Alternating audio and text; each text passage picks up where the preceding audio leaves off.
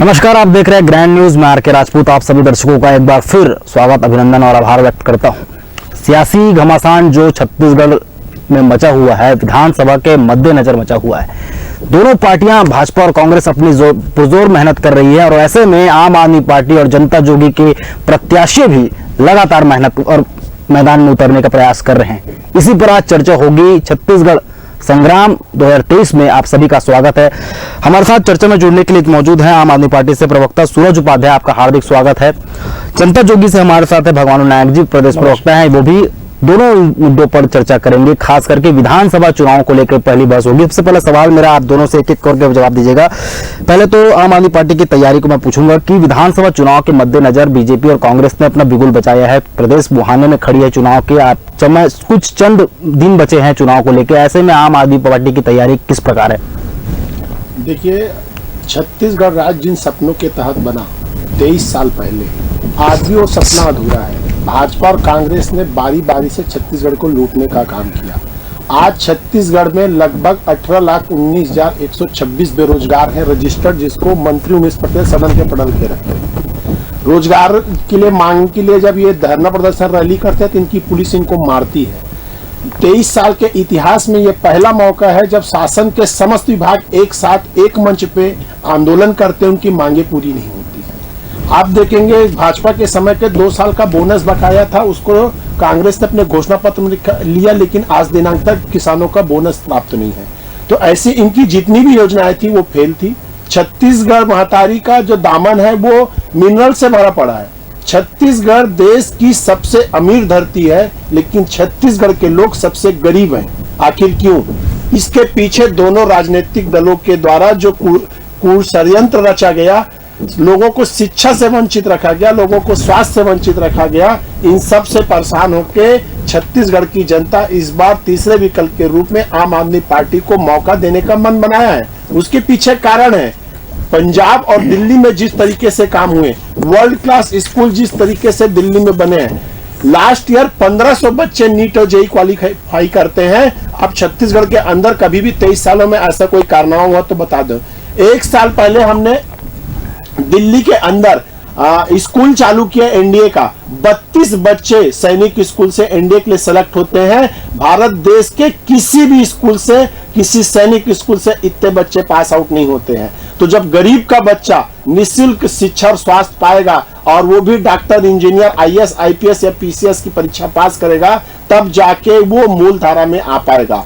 इसी को लेके आम आदमी पार्टी कटिबद्ध है और छत्तीसगढ़ की जनता को इस बार तीसरे विकल्प के रूप में आम आदमी पार्टी तैयार है। बिल्कुल, तीसरे पार्टी के रूप में आम आदमी पार्टी तैयार है। तो यहाँ पर जनता कांग्रेस कहाँ पर खड़ी है? क्योंकि उनकी भी तैयारी है, जगह जगह सभाएं ली जा रही है। विधानसभा चुनाव सामने में, एक प्रत्याशियों की लिस्ट की घोषणा भी हो चुकी है। भगवान नायक जी, आपसे जवाब लूंगा। बिल्कुल, देखिए अरविंद जी, किसी भी क्षेत्रीय हितों का जो रक्षा है वो क्षेत्रीय दल ही कर सकती है। यही कारण है कि वर्ष 2018 में हमारी जो पार्टी क्षेत्रीय दल यहाँ पर पूरे दमखम के साथ उतरी और माननीय अजीत जोगी के द्वारा बनाई गई ये पार्टी पहली बार छत्तीसगढ़ के इतिहास में 14% वोट के साथ हमारी गठबंधन ने 7 सीटें लाई और एक इतिहास रचा। और दोनों जो राष्ट्रीय राजनीतिक दल है, भारतीय जनता पार्टी हो या कांग्रेस हो, इन दोनों दलों ने बारी बारी, जैसे कि हमारे सूरज उपाध्याय जी ने कहा, ये लूटने का काम किया, छत्तीसगढ़ की क्षमता के साथ ठगने का काम किया, ये महिलाओं के साथ वादा खिलाफी किया। इन्होंने शराबबंदी की बात की थी, इन्होंने शराबबंदी नहीं किया। इन्होंने बेरोजगारी खत्म करने की बात की थी, इन्होंने बेरोजगारी खत्म नहीं किया। सामाजिक सुरक्षा पेंशन जो माननीय जोगी जी के समय के कार्यकाल में जो मिलता था, आज भी वही मिलता है। आज जो नए राज्य जो बने 2008 में, आप देख सकते हैं कि ये तेलंगाना राज्य का गठन हुआ था। आज उसका जो आय की जो वृद्धि है वो कहां से कहां पहुंच गई और छत्तीसगढ़ आज भी हमारा लगातार पिछड़ता ही जा रहा है। तो इन दलों को जो है अब बाहर करने का समय आ चुका है। भारतीय जनता पार्टी को 15 साल का मौका मिला, 5 साल कांग्रेस को मौका मिला, लेकिन छत्तीसगढ़ की जनता को धोखा मिला। इसलिए जनता कांग्रेस पूरी जोर शोर तरीके से लगी हुई है। हमारे कार्यकर्ता मैदान में उतर चुके हैं। हमने पहले फेज की हमने टिकट की घोषणा कर दी है। हमारे माननीय नेता अमित जोगी जी का दौरा पूरे प्रदेश में चल रहा है। सबसे पहले इन्होंने पाटन गए और पाटन से लेके भोपालपट्टनम तक लगभग 50-60 वो विधानसभा में दौरा कर चुके हैं। और जिस प्रकार माननीय अजीत जोगी जी को सुनने के लिए जनता जनार्दन उमड़ पड़ती थी, वैसे ही उनके बेटे अमित जोगी को सुनने के लिए जनता जनार्दन उमड़ पड़ रही है। और आने वाले समय में जो ये चुनाव होने वाला है, इसमें हमारे बिना यहाँ पर सरकार नहीं बनेगी और हम छत्तीसगढ़ियों की सरकार बनेंगी और बनाएंगे, युवाओं की सरकार बनाएंगे, महिलाओं की सरकार बनाएंगे। ठीक है, इस बात पे कोई दोहराय नहीं है, लेकिन जो सबसे बड़ा सवाल यहाँ पर यह आता है कि भाजपा के प्रदेश अध्यक्ष अरुण साह और कांग्रेस के दीपक बैज जी कहते हैं कि कहीं पर भी दोनों पार्टियां हमारे सामने नहीं टिकती है।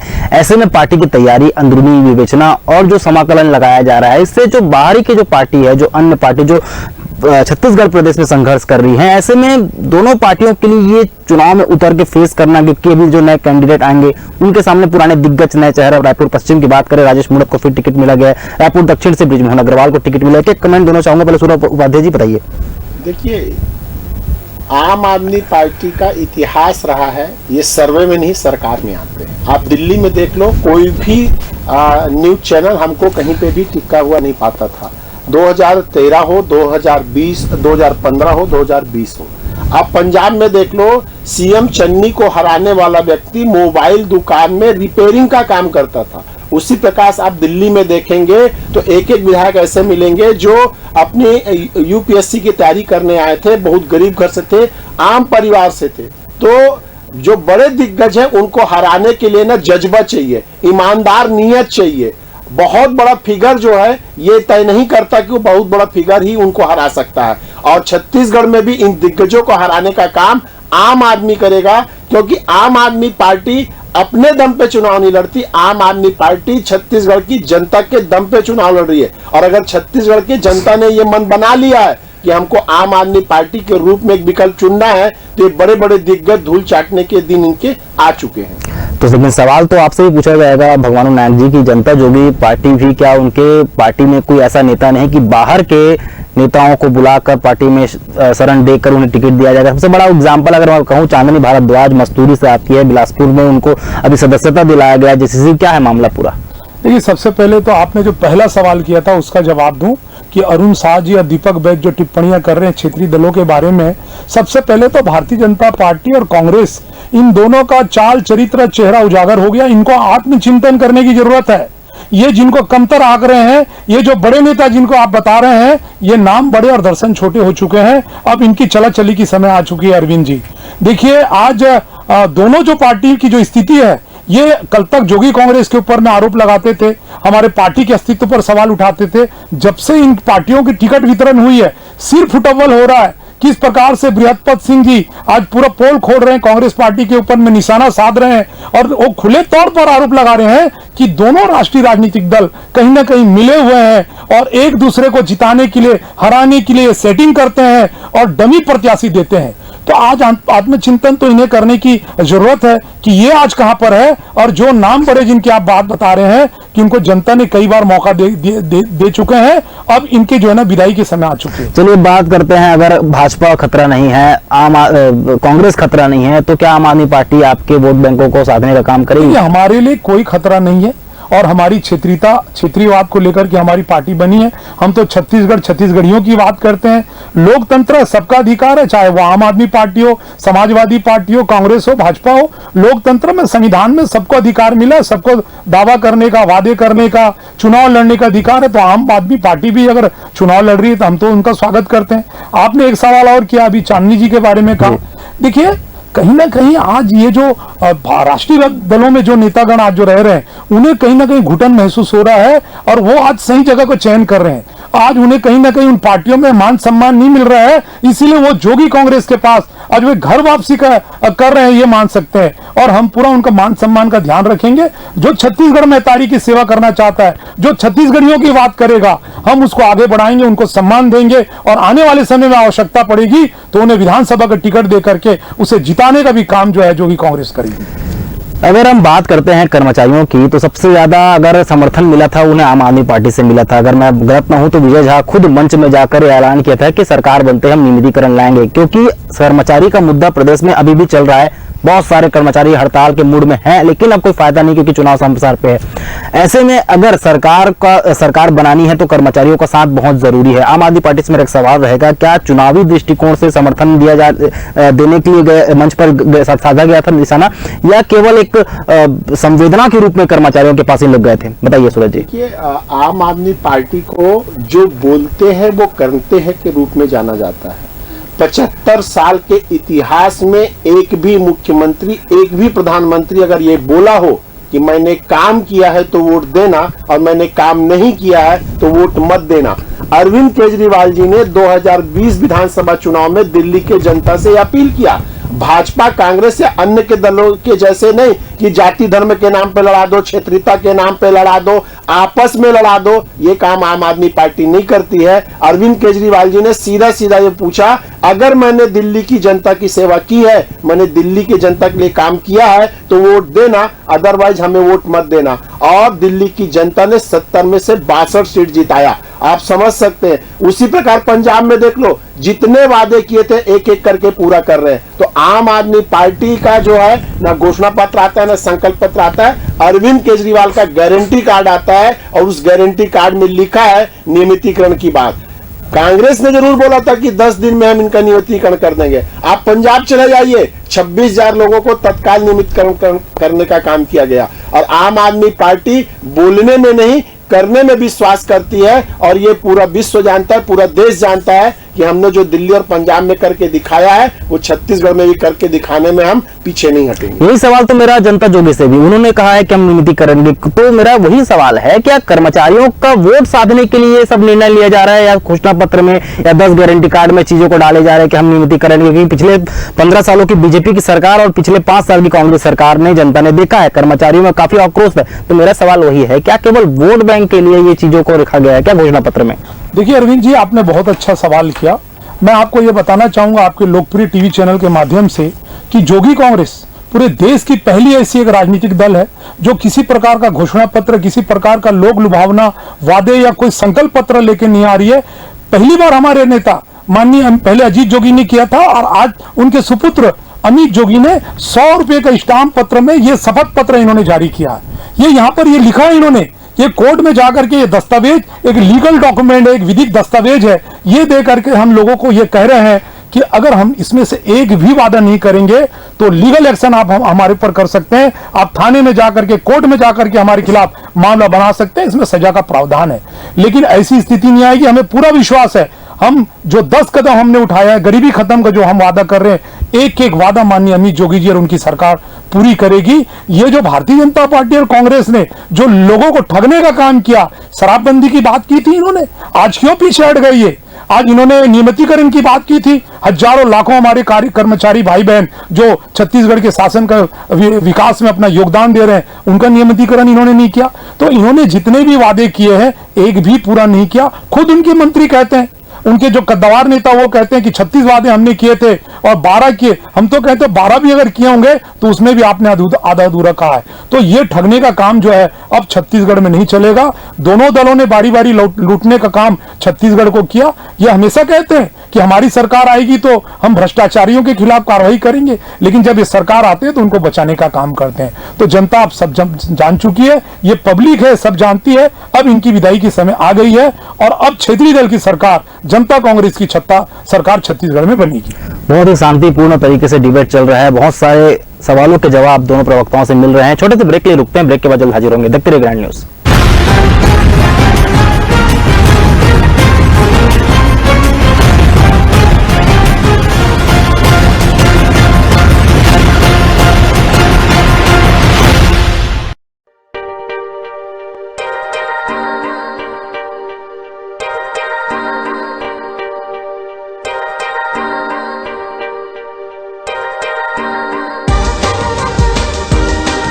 Relationships are forever. Out of all loved ones, your children are most precious.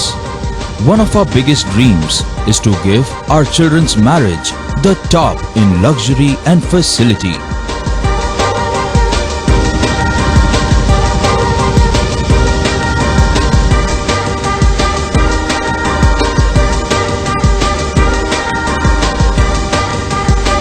In today's busy life, you cannot afford to take time out for everything to be perfect for your marriage. And you cannot compromise on quality of service for your guests. Our customized marriage packages are made just according to your wish. This presentation will acquaint you with the different luxury packed marriage packages available. This package has an elaborate menu with 60 mouth-watering items. Bharat Swagat including welcome drink, snacks and sweets. A breathtakingly decorated welcome gate and the arena decorated with flowers. To give you the best colors in view, we organize special light effects for all areas. We take care of decorating the groom's car to its best attire and exclusive DJ beats for extreme fun and valet parking to make your guests feel like an emperor. Our exclusive add-ons give you unlimited freedom to customize your ceremony to its best.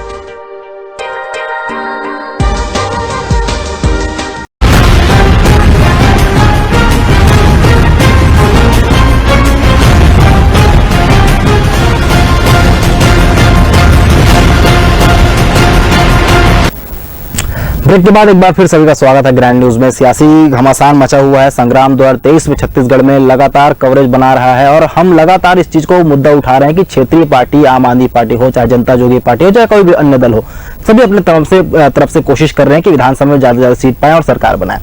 लेकिन सबसे बड़ा सवाल यह है, जो आस के नेता अगर एक पार्टी छोड़कर दूसरी पार्टी ज्वाइन करते हैं तो क्या विचारधारा वही रहती है या विचारधारा बदलती है? सबसे बड़ा एग्जांपल है कोंडागांव के जिला अध्यक्ष आम आदमी पार्टी के शंकर नेताम ने जनता जोगी का दामन थामा है और टिकट भी उनको दी जा रही है। क्या कहना चाहेंगे सूरज उपाध्याय जी, ऐसा क्यों हो रहा है, कारण क्या है? विश्वास उठता जा रहा है कि पार्टी पे भरोसा नहीं कि हम सरकार पे आएंगे? बहुत अच्छा सवाल है। ये सवाल राष्ट्रीय स्तर से लेकर छत्तीसगढ़ तक आता है कि आम आदमी पार्टी का इतिहास ऐसा है कि उसके आज तक एक विधायक, एक सांसद, इवन एक पार्षद भी तोड़ पाने का दम भाजपा में नहीं रहा है। मैं भाजपा का नाम इसलिए रहा हूं कि भाजपा जो है खरीदने के लिए आतुर बैठी है। पूरे देश में कहीं भी विधायक सांसद खरीदना हो तो भाजपा सबसे आगे आगे चलती है। मैं आपको एमसीडी का उदाहरण देना चाहूंगा। हम 134 पार्षदों के साथ सरकार बनाने का दावा प्रस्तुत करते हैं, वो 100 पार्षद भी नहीं जीत पाते और बोलते हैं कि हम एमसीडी में मेयर बनाएंगे और 3 महीने तक मेयर नहीं बनने देते हैं। 3 महीने सिर्फ एक प्रयास करते हैं कि किसी तरीके से आम आदमी पार्टी का एक पार्षद तोड़ ले। एक पार्षद नहीं तोड़ पाए और आज हमारे वहां पे मेयर है, हमारे पार्षद है। आप ये देखेंगे कांग्रेस के अंदर तो विधायक आते और जाते रहते हैं। जोगी कांग्रेस में भी यही हुआ। इनके विधायक कहां गए, कहां हैं, कैसे हैं, वो सब आप बहुत अच्छे से जानते हैं। एक जिला अध्यक्ष को तोड़ने से या किसी कार्यकर्ता को तोड़ने से कुछ नहीं होने वाला। आम आदमी पार्टी सिर्फ और सिर्फ जनता के लिए काम करने वाली पार्टी है। जो देश हित सोचेगा, जो समाज हित सोचेगा, वो कभी भी आम आदमी पार्टी का दामन नहीं छोड़ेगा। लेकिन जिसको अपना हित चाहिए, जिसको कुछ लालच होगा, जो किसी तरीके से बिक सकता है, वो आम आदमी पार्टी का कार्यकर्ता जो है वो हो सकता है जोगी कांग्रेस में जाए, लेकिन जो सच्चा सिपाही होगा वो आम आदमी पार्टी छोड़ के नहीं जाएगा। और यही आम आदमी पार्टी का इतिहास है। तो मेरा सवाल तो इसी पे भगवान नायक से भी था कि क्या अपने पार्टी में ऐसे कैंडिडेट नहीं है जिन्हें टिकट दिया जाएगा, दूसरों के पार्टी से बुलाकर टिकट दिया जा रहा है, तोड़कर राजनीति की जा रही है, इस प्रकार का आरोप लगाया जा रहा है, पर क्या कहना चाहेंगे? देखिए, तोड़ फोड़ की राजनीति में कभी भी जनता कांग्रेस विश्वास नहीं करती है। आदरणीय सूरज जी ने भी बहुत अच्छा कहा। हमारे विधायक बहुत सारे नेता हमारी पार्टी को छोड़ के गए। इस बात को मैं स्वीकार करने में बिल्कुल गुरेज नहीं करूंगा। देखिए, जिनको सत्ता की गाड़ी में सवार होना है, जिसको मलाई खाना है, जिसको ठेकेदारी करना है, वो लोग हमारी पार्टी से कुछ लोग गए, तथाकथित जो नेता है। लेकिन आज तो हमारे पास पैसा नहीं है, आज तो हमारे पास सरकार नहीं है। आज हमारे पास अगर कोई चीज है तो वो जोगी जी का आशीर्वाद और जनता जनार्दन का आशीर्वाद है। और ऐसी स्थिति में भी अगर भारतीय जनता पार्टी के, कांग्रेस के, आपके नेता अगर हमारी पार्टी के रीति नीति पर विश्वास करके अगर इस पार्टी को ज्वाइन कर रहे हैं तो निश्चित ही हमको उनके आत्मसम्मान की रक्षा करना पड़ेगी। और ऐसे योग्य लोगों को अगर हमें टिकट भी देना पड़ेगा तो हम टिकट देंगे और उनको विधायक बनाएंगे, ताकि वो आने वाले समय में जोगी जी के जो विचारधारा है उसको आगे बढ़ाए, छत्तीसगढ़ में महतारी की सेवा करे।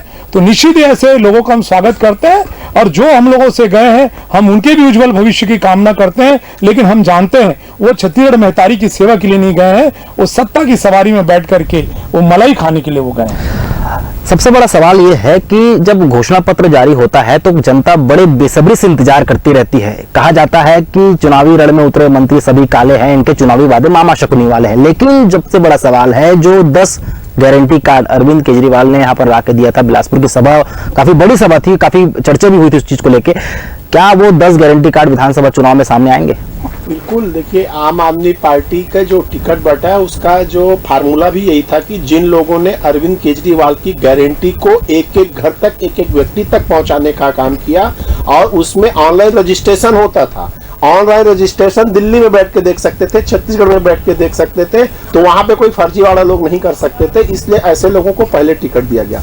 अब हम बात करते हैं छत्तीसगढ़ की। छत्तीसगढ़ देश का इकलौता राज्य है जो सरप्लस स्टेट है, लेकिन छत्तीसगढ़ के लोगों को बिजली नहीं मिलती है। कोयला हमारा, पानी हमारा, प्लांट हमारा, बिजली हमको क्यों नहीं? आप दिल्ली चले जाइए 200 यूनिट बिजली फ्री मिलती है, आप पंजाब चले जाइए 300 यूनिट बिजली फ्री मिलती है। तो छत्तीसगढ़ के लोगों को जहां की बिजली खुद बनाते हैं, दिल्ली कोई बिजली नहीं बनाता है, लेकिन जब छत्तीसगढ़ में बिजली होती है, जमीन छत्तीसगढ़ियों का, कोयला छत्तीसगढ़ियों का, पानी छत्तीसगढ़ियों का, छत्तीसगढ़ियों की जमीन पे जब प्लांट लगा है तो उनको भी बिजली फ्री मिलना चाहिए। और छत्तीसगढ़ के अंदर 300 यूनिट बिजली फ्री मिलेगा। भूपेश सरकार जैसा खोखला वादा नहीं होगा कि 200 यूनिट बिजली हाफ। मैं आपको बताना चाहूंगा 200 यूनिट बिजली हाफ में मात्र 190 रुपया एनर्जी चार्ज के रूप में माफ होता है। बाकी सारे पैसे, ड्यूटी चार्ज हो, यूजेस चार्जेस हो, एपीपीएस हो, सबका पैसा देना पड़ता है, और वो पैसा होता है 773 रुपया। इस प्रकार की लूट को बंद करने का काम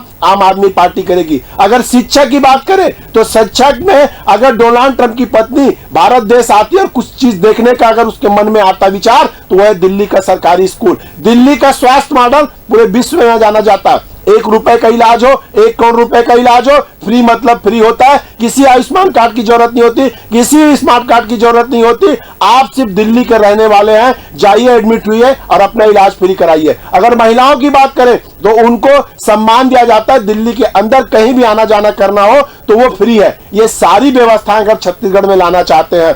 और दूसरी चीज, छत्तीसगढ़ के बेरोजगार युवाओं को जब तक हम रोजगार नहीं दे पाएंगे 3000 रुपए प्रति माह देने का वादा किए हैं। बुजुर्गों को फ्री में यात्रा करने का वादा किए हैं। तो ये सारे वादा छत्तीसगढ़ को भ्रष्टाचार मुक्त करने का वादा किए। और छत्तीसगढ़ महतारी की सेवा करते हुए अगर छत्तीसगढ़ का कोई नौजवान बस्तर में या किसी एरिया में शहीद होता है तो उसको सम्मान के रूप में 1 करोड़ रुपया देने का काम आम आदमी पार्टी करेगी। और अगर छत्तीसगढ़ का रहने वाला देश की सीमा में कहीं शहीद होता है तो भी उसको छत्तीसगढ़ सरकार 1 करोड़ रुपए की सम्मान राशि देने का काम करेगी। तो इस प्रकार छत्तीसगढ़ की जनता जो है ये समझ चुकी है कि अगर उनका कोई भला कर सकता है तो वो आम आदमी पार्टी बाकी पार्टियों को देख चुके हैं। और जो बच गई क्षेत्रीय पार्टियां, उन्होंने कालांतर में ऐसा कोई भी काम डिलीवर नहीं किया है, ऐसी कोई योजनाएं डिलीवर नहीं की है जिनके कारण उस पर विश्वास करे।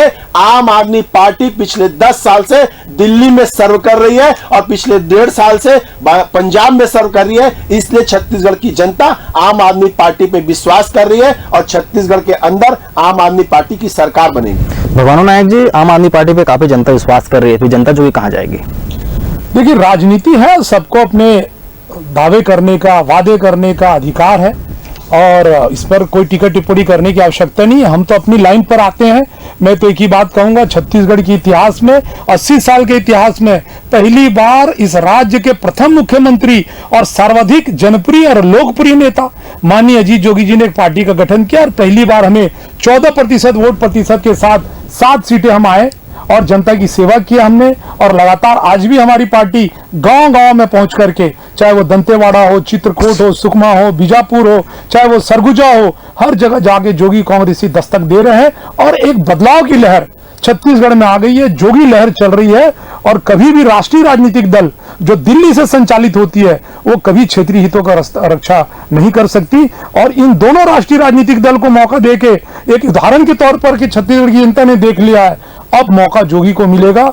ये बारी जोगी की बारी और छत्तीसगढ़ में जोगी की सरकार बनेगी और हमारे बिना यहाँ पर किसी और की सरकार नहीं बनेगी, ये मैं पूरे दावे के साथ कह सकता हूँ। हमने जो शपथ पत्र आज जनता को दे रहे हैं उसको लोग बखूबी स्वीकार कर रहे हैं और कहीं ना कहीं उस पर विश्वास करके हमें जो है एक अच्छा प्रतिसाद आने वाले चुनाव में मिलेगा। आपने कहा कि हमारे बिना सरकार नहीं बनेगी, मतलब आप इस चीज को मानते हैं कि आप गठबंधन की सरकार में आने वाले हैं?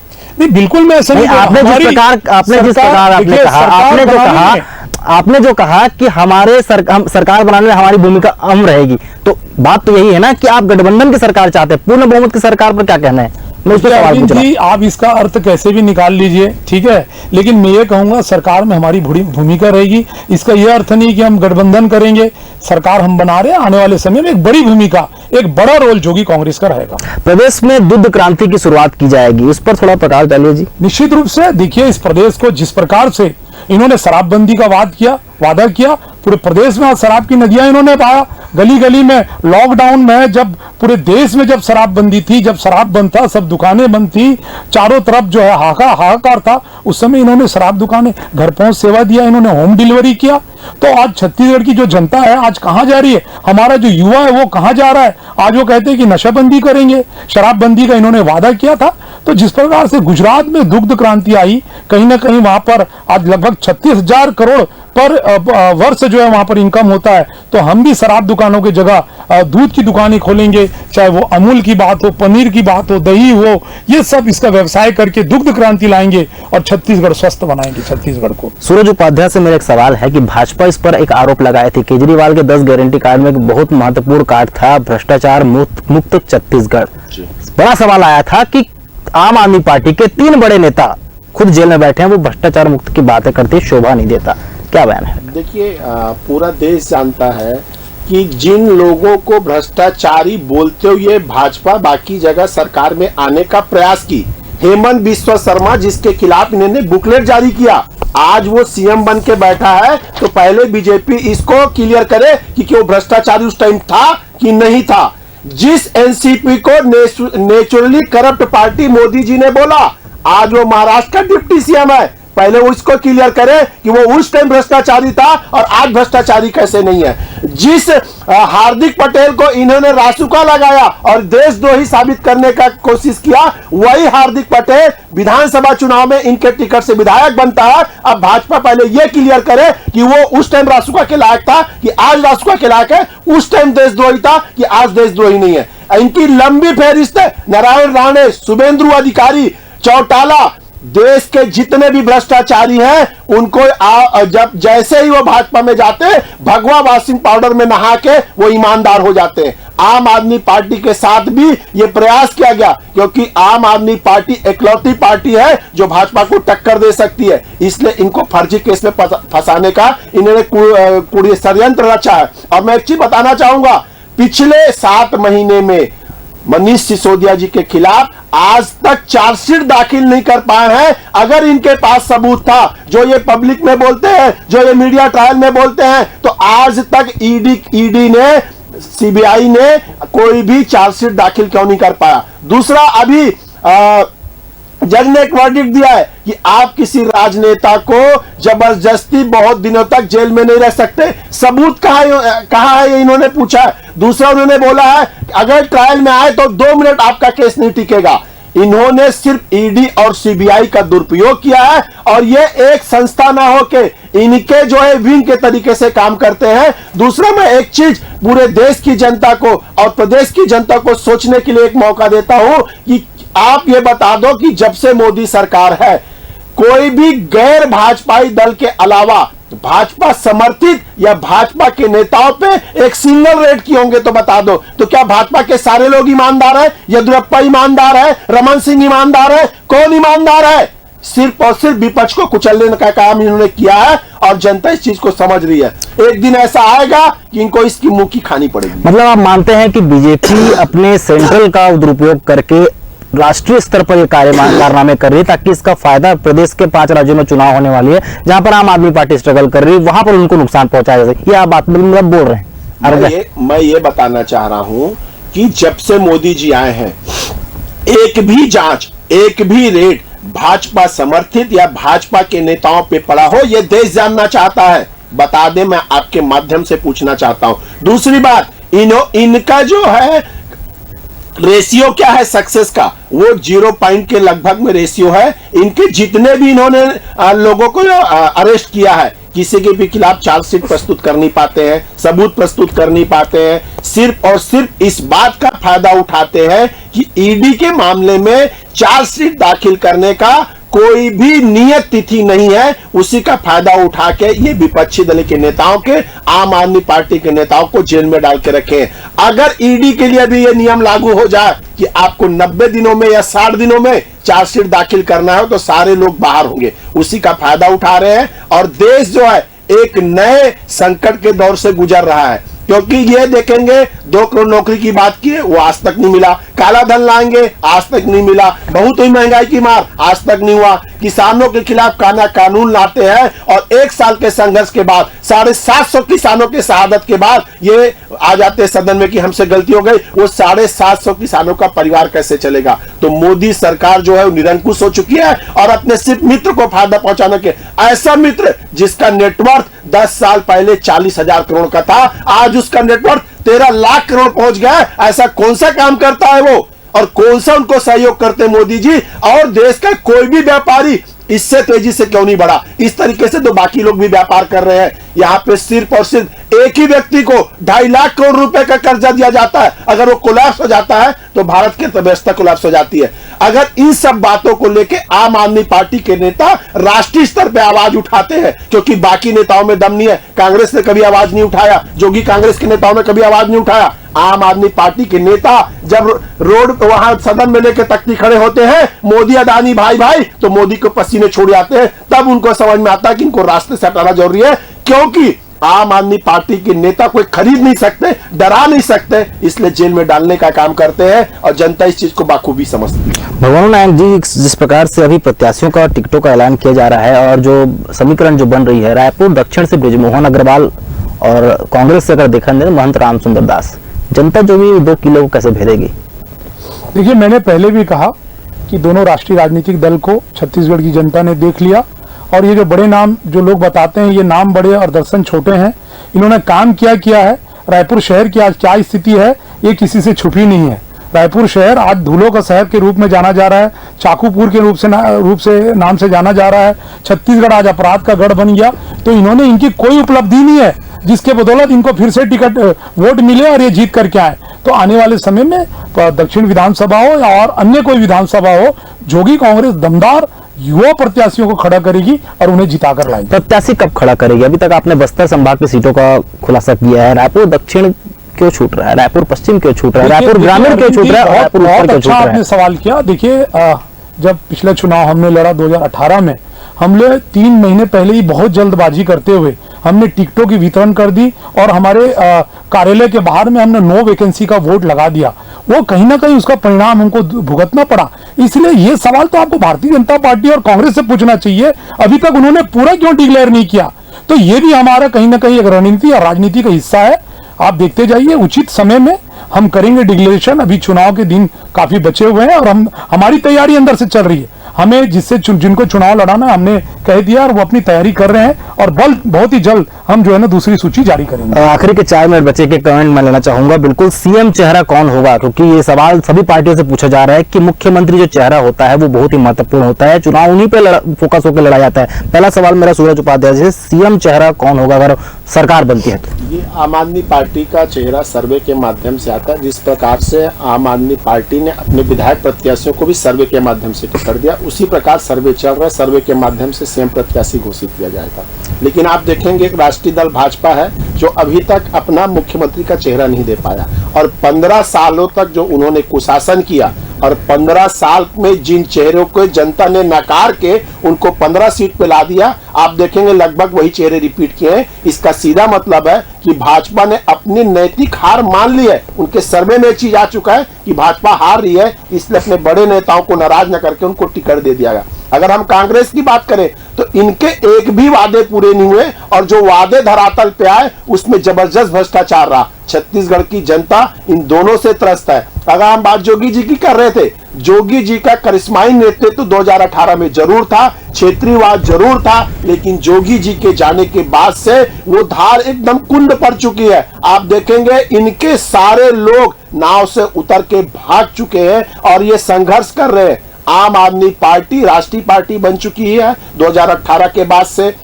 पंजाब में सरकार बना चुके हैं, गुजरात में हमारे विधायक हैं, 42 लाख वोट लाते हैं, 35 सीट में सेकंड आते हैं, गोवा में हमारे विधायक हैं। तो आम आदमी पार्टी देश की चौथी सबसे बड़ी पार्टी है राष्ट्रीय पार्टी के रूप में। तो छत्तीसगढ़ की जनता आम आदमी पार्टी के कामों को और अरविंद केजरीवाल जी के गारंटी पे विश्वास करके छत्तीसगढ़ में आम आदमी पार्टी की सरकार बनाएंगे। कितनी सीटें आएंगी? सरकार बनाने की बात कर रहे हैं सर, तो सरकार तो 46 से कम में नहीं बनती। मतलब आप बुरा मान रहे हैं कि आप सरकार बना रहे हैं? जी बिल्कुल। तो सीएम का चेहरा बता दीजिए। मैंने आपको पहले बताया सर कि हमारे यहाँ हर चीज, आप पंजाब चले जाइए, भगवंत मान जी का नाम सर्वे के माध्यम से आया था। आप गुजरात चले जाइए, ईसुदान गढ़वी जी का नाम सर्वे से आया था। छत्तीसगढ़ में भी सर्वे चल रहा है। अभी सब लोग जो है अपने अपने कामों में लगे हुए हैं, प्रत्याशी मेरे प्रचार में लगे हुए हैं। जिनका चेहरा सबसे ऊपर आएगा, आम आदमी पार्टी से हेलीकॉप्टर नहीं उतरेगा, आम आदमी पार्टी के ही लोग होंगे जो मुख्यमंत्री का चेहरा बन के उभरेंगे। भगवान नायक से भी मेरा यही सवाल है कि सीएम चेहरा कौन होगा? देखिए, हमारे पार्टी में अभी फिलहाल जो सबसे बड़ा चेहरा है वो माननीय अमित जोगी जी है, जिनके नेतृत्व में हम पूरे प्रदेश में चुनाव लड़ रहे हैं। हमारी सरकार बनने की स्थिति में वो हमारी जो कोर कमेटी है वो तय करेगी। हमारे पास बहुत बड़ा चेहरा ममतामयी रेणु जोगी जी है, जो इस प्रदेश की सबसे वरिष्ठ महिला जो है नेत्री हैं, विधायक हैं, संसद की विधानसभा सदस्य है। तो वो आने वाले समय में हमारी जो कोर कमेटी है वो तय करेगी। और रही बात आदरणीय सूरज उपाध्याय जी ने अभी जोगी पार्टी की चिंता कर रही थी, तो मैं उनसे निवेदन करूंगा आप अपने घर को संभालें, अपनी पार्टी को देखेंगे। 2018 के चुनाव में आपका वोट प्रतिशत 0% से भी कम था और हम शुभकामनाएं देते हैं कि अच्छा प्रदर्शन आप लोग करें। लेकिन मैं इस विश्वास के साथ ये कह सकता हूं कि आने वाले समय में जोगी का समय है और सरकार जोगी की ही बनेगी। जोगी के बिना छत्तीसगढ़ में किसी की सरकार इसी पे मेरा एक सवाल है। धर्मजीत सिंह भाजपा में शामिल हुए, भाजपा में उनको टिकट दिया गया, अब वो चुनाव भी लड़ने वाले हैं। क्या कारण था कि मुख्य कारण क्या था कि उन्हें जो पार्टी छोड़ना पड़ा इस साल में आके? देखिए, पूरे देश में जो है ऑपरेशन कमल चला है, ऑपरेशन पंजा चला है। हमारी पार्टी को भी नेस्ताबून करने का, योगी पार्टी को खत्म करने का पूरा प्रयास चला। हमारे ऊपर ऑपरेशन पंजा भी चला, ऑपरेशन कमल भी चला।